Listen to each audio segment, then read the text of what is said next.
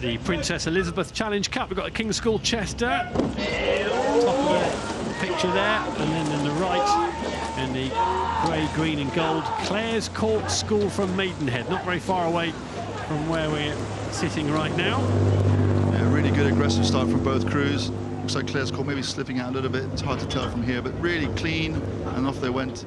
And Clare's Court looked like they might have moved out to clear water by now. Big contrast here. The clubs have come a very different trajectory. King's Chester was founded in 1883 and Clare's Court in 1985. So it's the King's School Chester on the right of your picture there.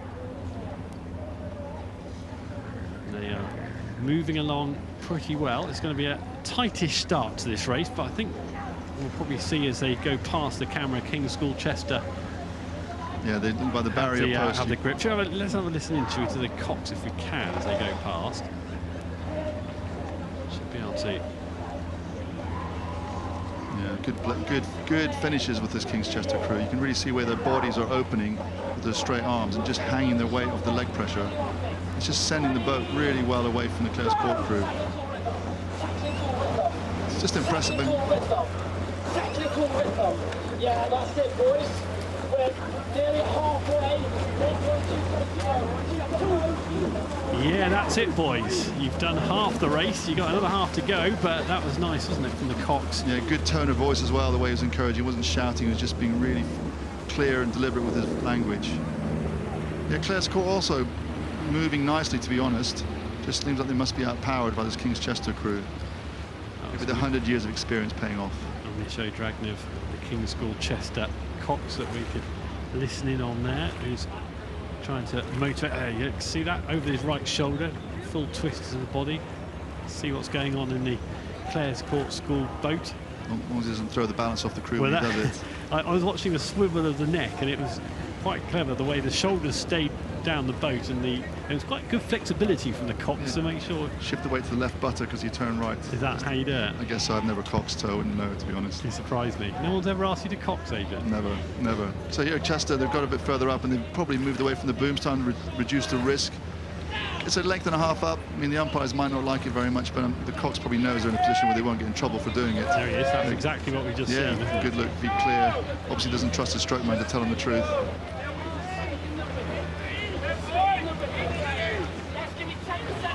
It's a good view of the crew here. And this makes you realise roughly how far away the other crew from Clare's Court are behind them. That's the kind of margin. And here we talked earlier about the puddles. If you can see there's 4 sets of puddles, and you can see there's the 2 nearest us, how they're clearing the puddles, probably by about a foot. Yep. And that, depending on the stroke rate, the more you can clear the puddles, that's distance per stroke. That shows you how fast you're going. So we might get a picture of the Clare's Court crew. We might be able to see how much are they clearing their puddles at a similar rate. So that's the King's School Chester boat in vision and moving really nicely there. Massive commanding lead. What a great way for your first day, huh? Just to get that kind of lead and be able to enjoy the last bit of the race. Yeah, I was thinking with the role of the cocks there, it's just to keep them calm, isn't it? Keep them steady. They don't need to be cajoled along too much. And here we are, we can see Clare's Court School moving along there. And you can see how they're sort of sliding into their own puddles a little bit there in comparison. And that's the difference. The beach stroke, they're going maybe 2 or 3 or 4 inches less distance, and that's why Chester managed to open up this margin. Oliver Payne-James, the Cox, has got it all ahead of him. A long way ahead of him as well. Sebastian Shaw in the stroke seat, you can see there, in that Clare's Court School boat. You see Clare's Court, 8th at the school's head, 2nd at Junior British Championships. I mean, this is a good crew. King's Chester doing a really very good job of just dispatching them, in fact. There you go, you can see the clearing the puddles there, just probably a foot cover maybe, and that's the technical term we'll use, cover. This is in the King's School Chester boat. Harry Paul in the bow seat, 17 years old, his first Henley Royal Regatta experience in the last few minutes.